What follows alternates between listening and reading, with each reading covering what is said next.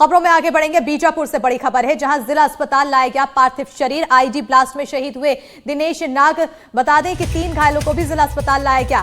थोड़ी देर में सेना के हेलीकॉप्टर से भेजा जाएगा रायपुर। तो बड़ी जानकारी आपको बताते चले कि आईडी ब्लास्ट हुआ। सर्चिंग के लिए डीआरजी के जवान निकले हुए थे। उसी दौरान आईडी ब्लास्ट की चपेट में आने से एक जवान शहीद हुए, जिसके बाद अब जिला अस्पताल पार्थिव शरीर लाया गया शहीद का। ज्यादा जानकारी के साथ फोन लाइन पर बीजापुर सहयोगी पंकज सिंह भदौरिया जुड़ चुके हैं। पंकज, क्या कुछ अपडेट?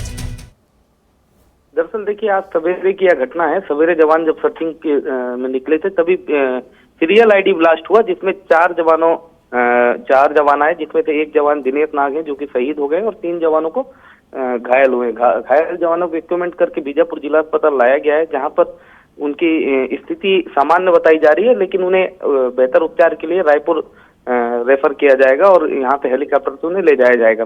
वहीं घायल शहीद जवान की बात करें दिनेश नाग की, तो उन्हें गार्ड ऑफ ऑनर देने की तैयारी की जा रही है। वो बीजापुर के ही रहने वाले थे दिनेश, और 2017 में डीआरजी ज्वाइन की थी उन्होंने। जी बिल्कुल, 2017 में डीआरजी ज्वाइन किया था और अब एक दुखद खबर यहाँ पर सामने आई है। बहरहाल बहुत शुक्रिया पंकज तमाम जानकारी देने के लिए।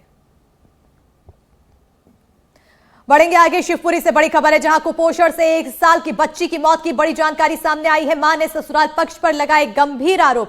कुपोषित बच्ची को अस्पताल में नहीं कराया गया भर्ती। मां ने कहा, बेटी नहीं बेटा चाहती थी सास। मात्र 3 किलो 700 ग्राम की थी कुपोषित बच्ची।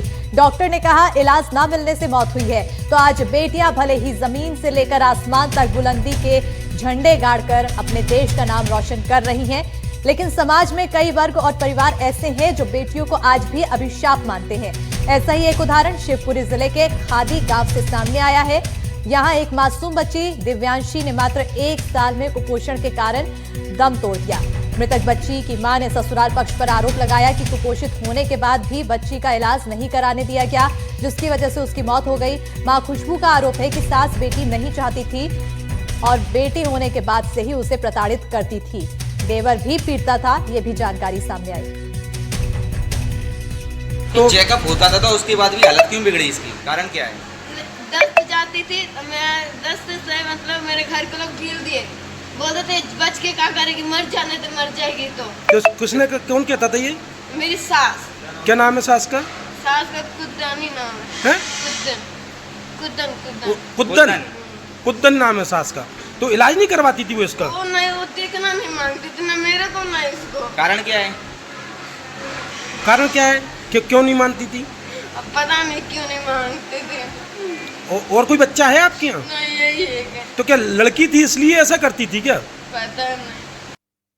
और इसी पर ज्यादा जानकारी के साथ फोनलाइन पर सहयोगी अतुल गौड़ जुड़ चुके हैं। अतुल, 2 अहम चीजें हैं यहाँ पर जिसकी ओर ध्यान केंद्रित हो रहा है। सबसे पहले कुपोषण को लेकर लगातार आंकड़े सामने आते हैं। मध्य प्रदेश में कहा जाता है कि कुपोषण मुक्त मध्य प्रदेश हो रहा है, लेकिन एक बच्ची की जान कुपोषण से गई है। दूसरी अहम चीज यहाँ पर जो ध्यान आकर्षित करती है वो ये है कि जहाँ समाज में आज के समय में बेटियों को आगे बढ़ाने की बात कही जा रही है, लेकिन आज भी बेटियों को उतना महत्व नहीं दिया जा रहा है। कुपोषण होने के बाद भी इलाज नहीं दिया गया। बिल्कुल अस्मिता, आपने ठीक कहा। इसमें दोनों तस्वीरें साफ साफ झलकती हुई दिखाई दे रही हैं। एक तरफ सामाजिक कुरीति की बात है और लड़कियों को आज जब बराबर का दर्जा समाज में मिलने की बात हो रही है, बराबर से कंधा मिलाकर वो काम करती हुई दिखाई दे रही है। ऐसे में अगर कोई परिवार कहता है कि लड़की है और कुपोषित है तो उसको इलाज की जरूरत नहीं है, मर जाने दो, तो ये अपने आप में एक गंभीर बात है। वहीं दूसरी सबसे बड़ी गंभीर बात यह है, और खुलेआम कुपोषण को मध्य प्रदेश में एक बार फिर से चुनौती है, जहां मध्य प्रदेश के अधिकारी और शासन प्रशासन दावा करते हैं कि उन्होंने कुपोषण को दूर भगा करके उस पर कंट्रोल कर लिया, लेकिन ये दस्तक अभियान 1 अगस्त को लिस्टेड बच्ची है जो एनआरसी में अपना इलाज लेते हुए भर्ती की गई थी।